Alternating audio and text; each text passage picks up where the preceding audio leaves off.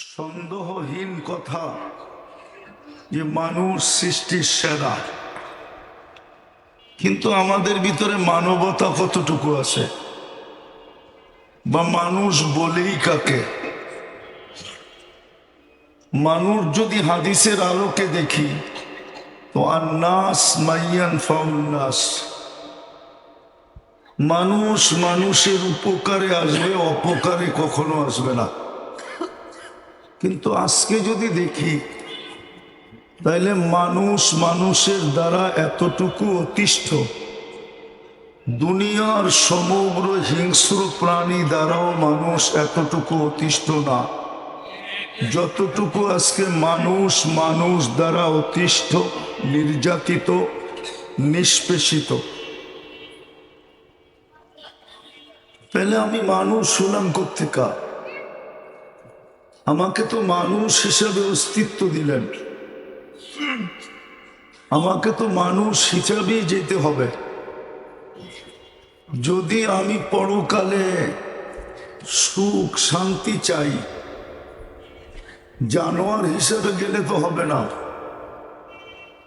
জানোয়ারের কথাও তো কোরআনে আছে, উলাইকা কাল আনাম।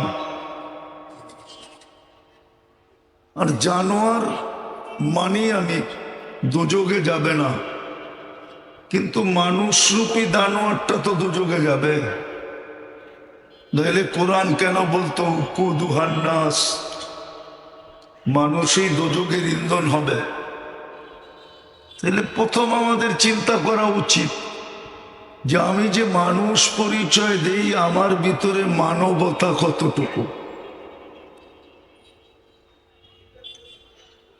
কেননা আল্লাহর কাছেই আমাকে ফিরে যেতে হবে। মানুষ পরিচয় নিয়ে গেলে, মানুষ পরিচয় নিয়ে গেলে, মানুষ হিসাবে গেলে কিছু পাবো।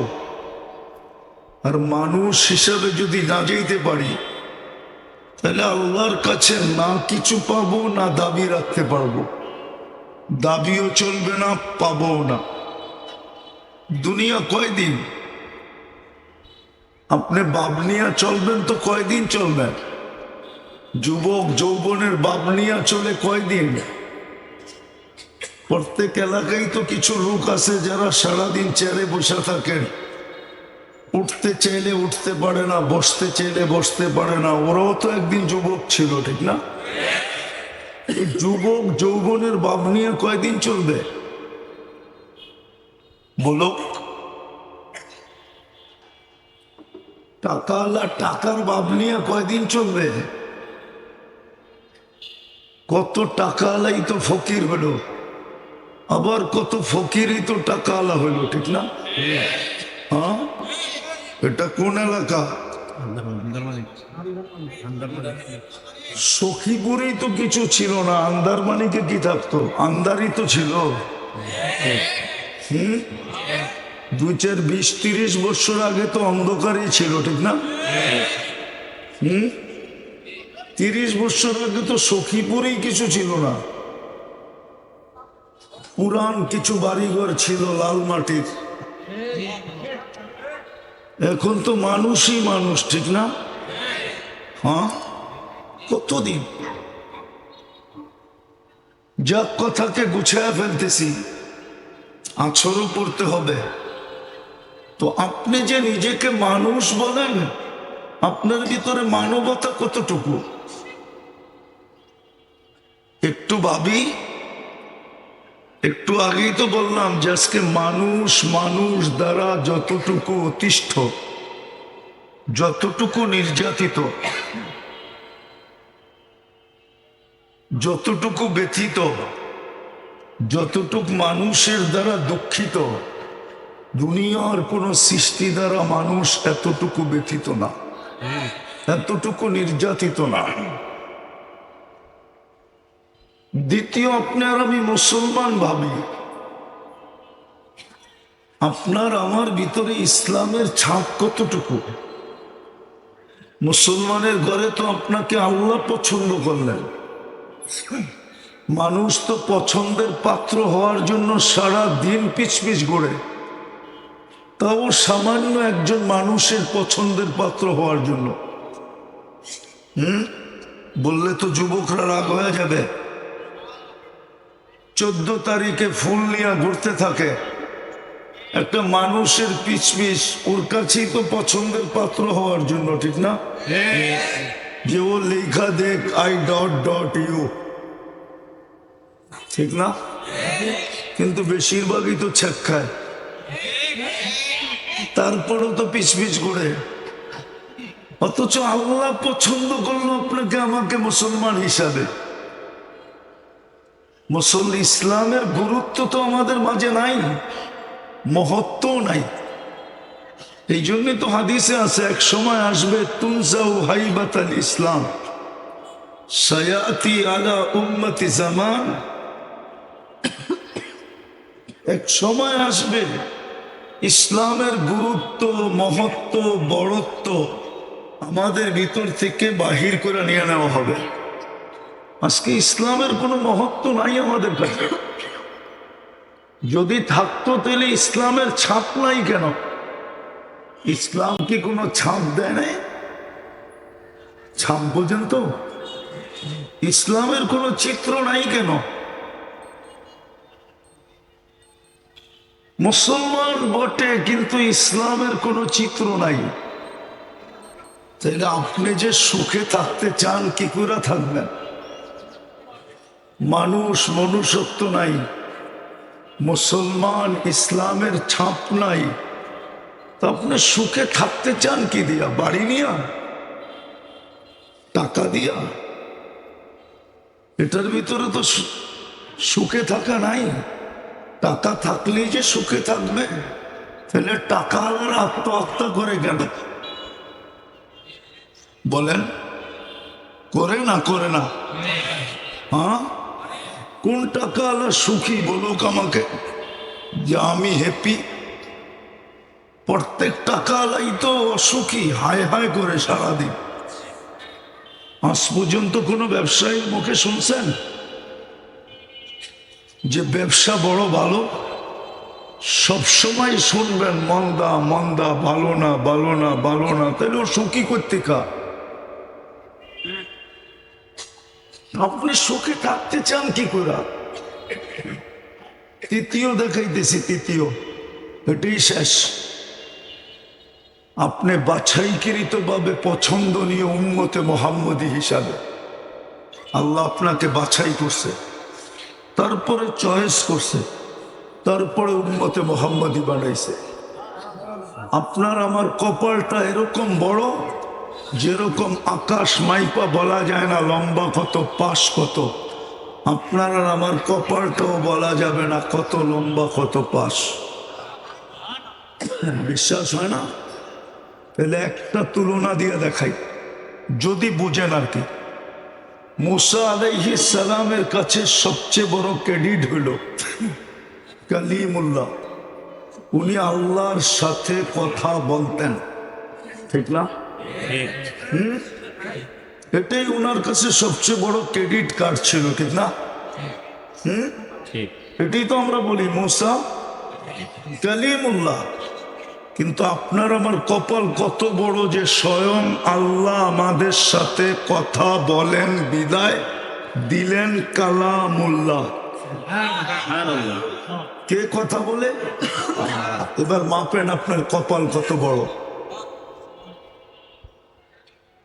এটা তো উম্মতে মুহাম্মদী হওয়ার কারণে আপনি এত বড় ভাগ্য পাইলেন যে আল্লাহ আপনার সাথে কথা বলে।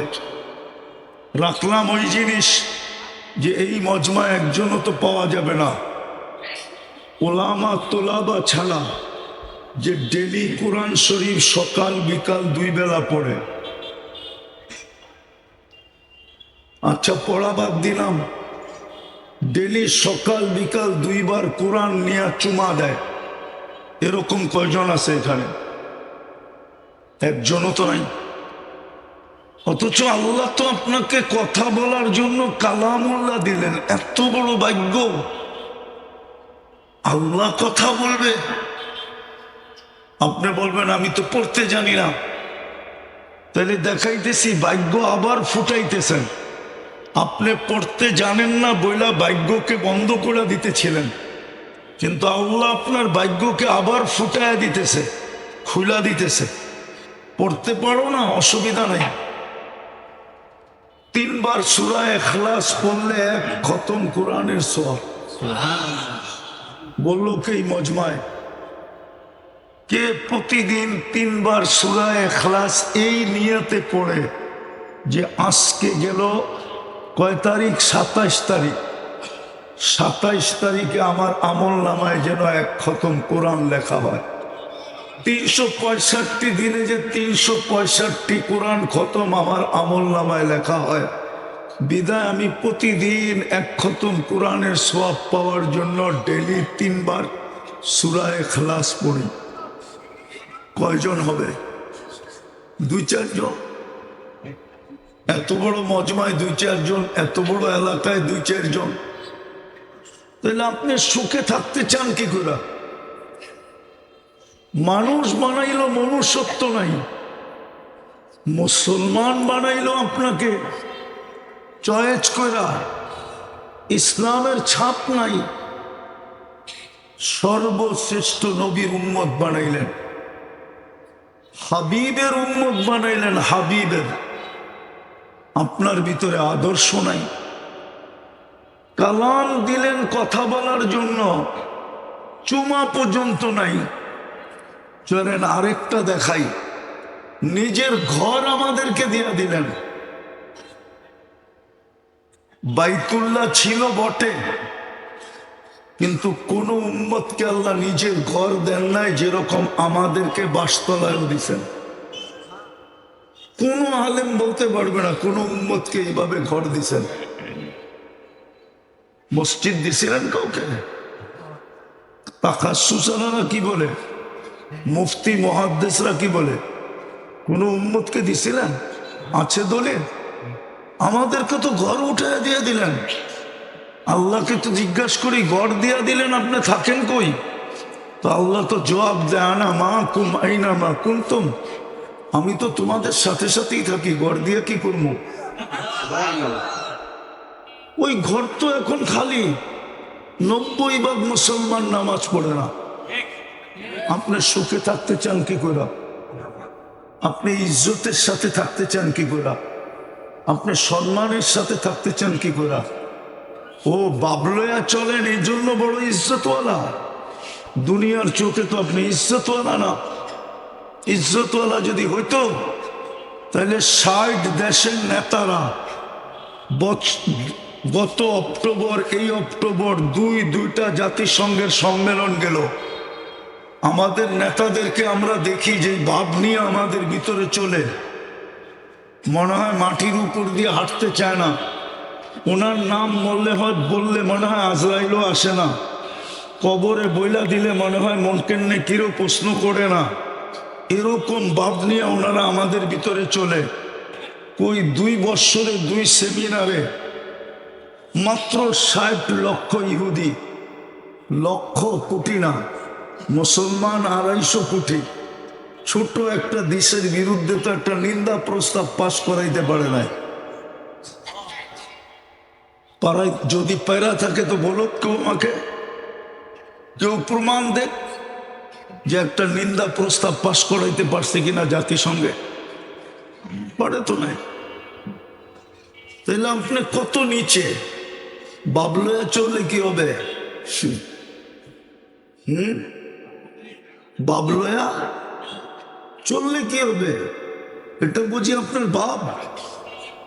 আমাদের রাষ্ট্রপ্রধানদের ভাব দেখলে তো মনে হয় বাহ, ওনাদের নাম নিলে আজরাইলও ভাইগা যায়। কবরে বললো মনে হয় প্রশ্ন উত্তরই হয় না, ডাইরেক্ট চলে যায়। ঠিক না? সত্য তো? একমত না আপনারা আমার সাথে? হ্যাঁ হ্যাঁ, দাপটের চোটে পুরো এলাকা কাঁপে। ঠিক না? রাষ্ট্র কাঁপে। ঠিক না? কিন্তু ছোট একটা নিন্দা প্রস্তাব তো পাশ করাইতে পারলো না। 60টা তো মুসলিম দেশ, 4টা তো এরকম যাচ্ছে বড় টাকা দুনিয়ার কারণে। অথচ একটার পর একটা দেশ মাটির সাথে মিশতেছে। আপনিও তো কারো পাঞ্জার নিচে, ঠিক না? না, পাঞ্জার নিচে না। একজন ধরলেন, আপনাকে অবরোধ করে ফেললো চতুর্দিক দিয়া। ইস্কনের কয়জন ধরছে? একজন। চতুর্দিক দিয়ে আপনি অবরুদ্ধ না? না অবরুদ্ধ না? হ্যাঁ, আজ পর্যন্ত তো আপনি বলতে পারলেন না যে আগে ট্রাকে আইনা খাইতাম, এখন প্লেনে আইনা খামো।